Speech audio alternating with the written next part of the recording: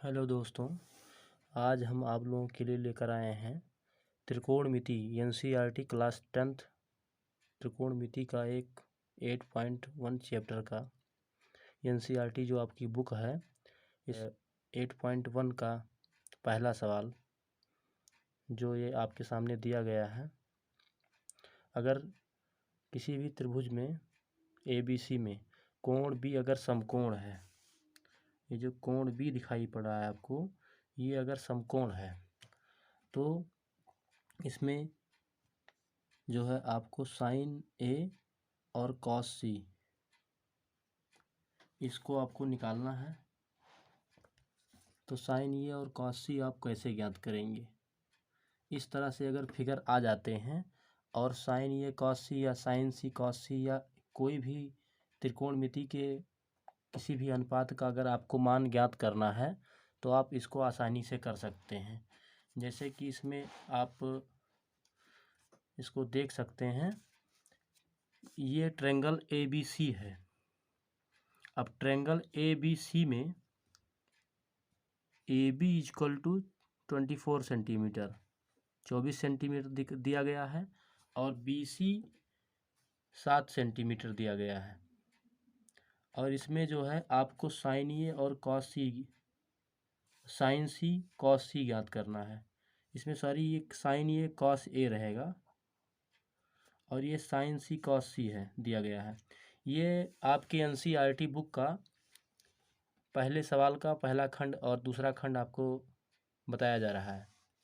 इसमें जैसे आप क्लियर कर सकते हैं कि सबसे पहले इस ट्रायंगल पर आप ध्यान देंगे।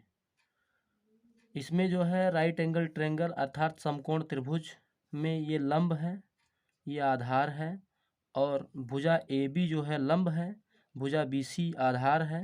कर्ण आपको ज्ञात करना है। तो कर्ण ज्ञात करने के लिए आप इसमें पाइथागोरस थ्योरम लगा सकते हैं। पाइथागोरस थ्योरम में अगर आप इसको लगाना चाहें तो पाइथागोरस थ्योरम में हो जाएगा 24 का स्क्वायर करोगे।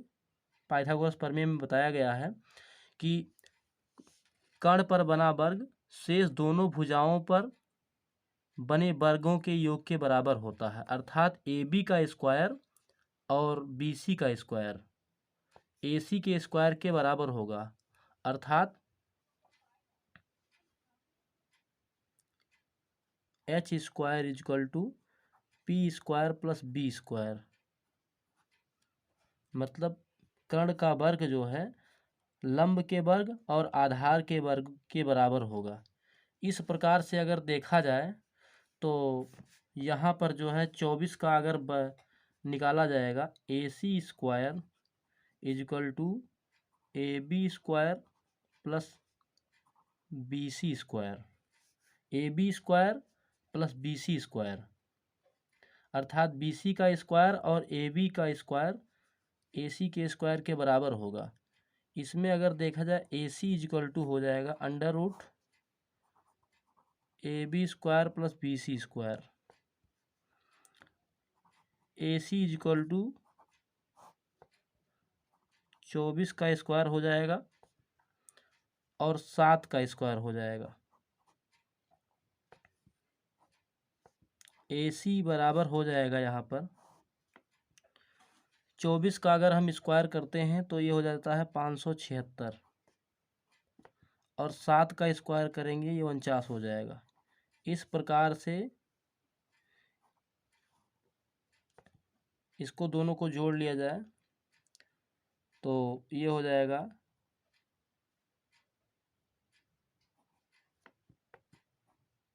625 बन रहा है।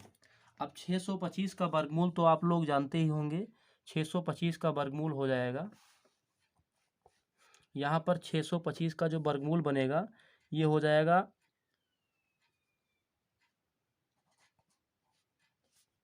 25। इस प्रकार से ये पाइथागोरस थ्योरम लगाकर इस थ्योरम द्वारा जो है पाइथागोरस थ्योरम लगा के आप लोग जो है हाइपोटेनियस अर्थात कर्ण को ज्ञात कर सकते हैं। इस प्रकार से ये जो है कर्ण, इसकी तीसरी भुजा क्लियर हो गई 25 सेंटीमीटर। अब जैसे आप किसी भी समकोण त्रिभुज में अगर जो है आप तीसरी भुजा को निकालना चाह रहे हैं, तीसरी भुजा को अगर आप निकालना चाहते हैं तो ए बी दिया गया है, बी सी दिया गया है, तो ए सी आप निकाल सकते हैं। इस सूत्र के माध्यम से आप जो है H square equal to P square plus B square, अर्थात कर्ण पर बना वर्ग शेष दोनों भुजाओं के वर्गों के योग के बराबर होता है। इस प्रकार से इस फार्मूले से जो है आप लंब भी निकाल सकते हैं, कर्ण भी निकाल सकते हैं, कर्ण भी निकाल सकते हैं और आधार भी निकाल सकते हैं आप। इस प्रकार इस सूत्र में जो इस सवाल में जो दिया गया था, दो भुजाएं आपको ज्ञात थीं, तीसरी भुजा आपकी आ गई 25 सेंटीमीटर, 25 सेंटीमीटर। अब हम यहाँ सवाल पर आते हैं।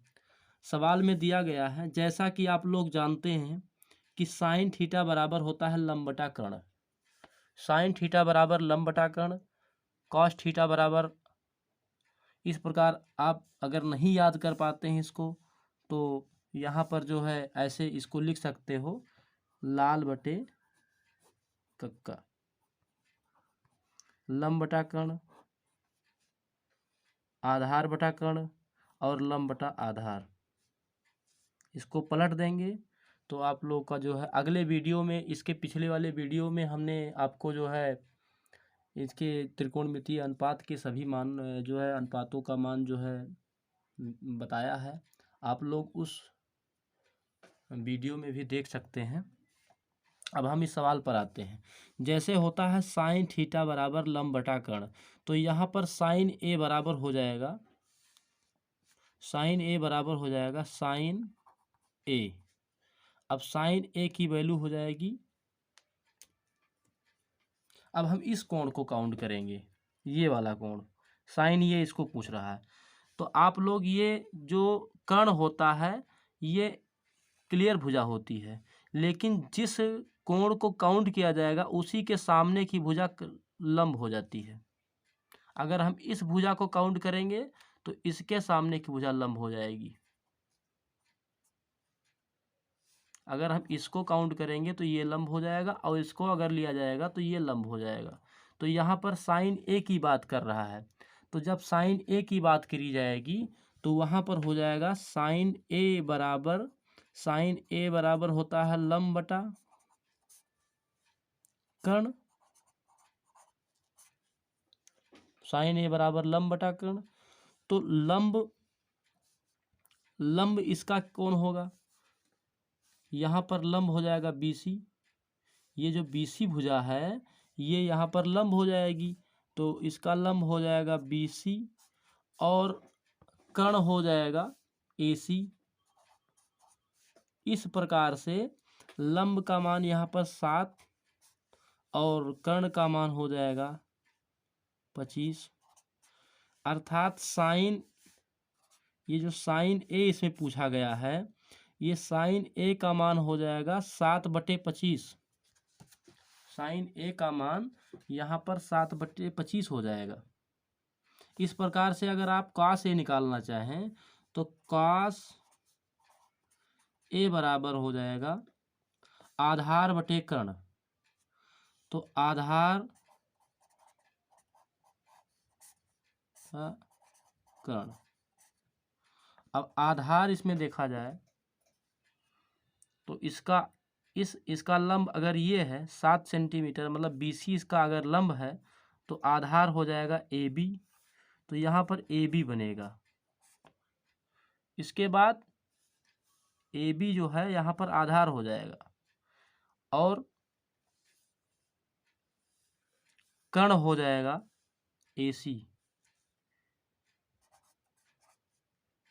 इस प्रकार आधार हो जाएगा AB की वैल्यू है 24 सेंटीमीटर और AC है 25 सेंटीमीटर। इस प्रकार से आपको कॉस ए की वैल्यू भी क्लियर हो गई।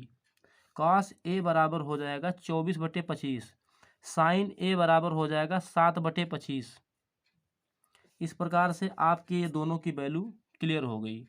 अब अगले जो है सवाल पर हम चलते हैं। इसमें जो दूसरा खंड इसका दिया गया है, फर्स्ट पार्ट आपका सॉल्व हो चुका है। अब सेकंड पार्ट पर हम ध्यान देते हैं। तो सेकंड पार्ट में दिया गया है साइन सी।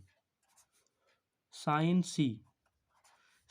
सी की वैल्यू निकालनी है। अब साइन सी की वैल्यू निकालने के लिए इसका भी होता है लंब बटे कर्ण। लंब बटे कर्ण।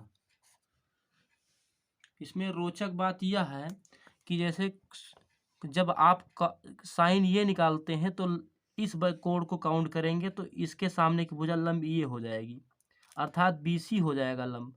और अगर आप C को काउंट करते हैं तो AB लंब हो जाएगा, अर्थात कोण के सामने की भुजा ही लंब होती है।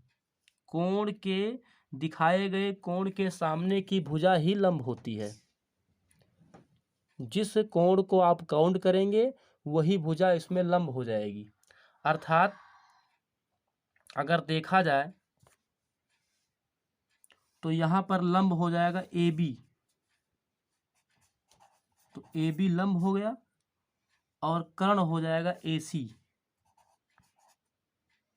अब AB की वैल्यू है 24 और AC की वैल्यू हो जाएगी 25। तो इस प्रकार से साइन C की वैल्यू 24/25 आ गई आपकी। साइन C की वैल्यू 24/25 आ गई। अब अगले क्वेश्चन पे आते हैं। यहाँ पर दिया गया कॉस C। कॉस C अगर आपको निकालना हो तो कॉस C बराबर हो जाएगा आधार बटा कर्ण।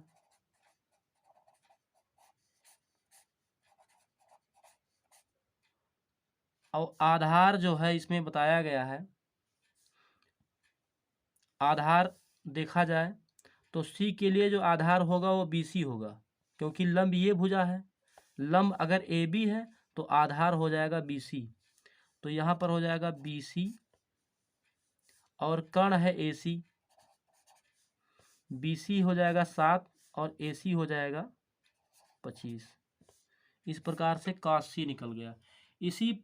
इसी तरीके से आप जो है त्रिकोणमिति के जो है छः के छयों मान दोनों एंगल से आप फाइंड कर सकते हैं। ऐसे आपको tan A निकालना हो तो tan A निकालने के लिए आप सीधा लिखेंगे लंब बटे आधार।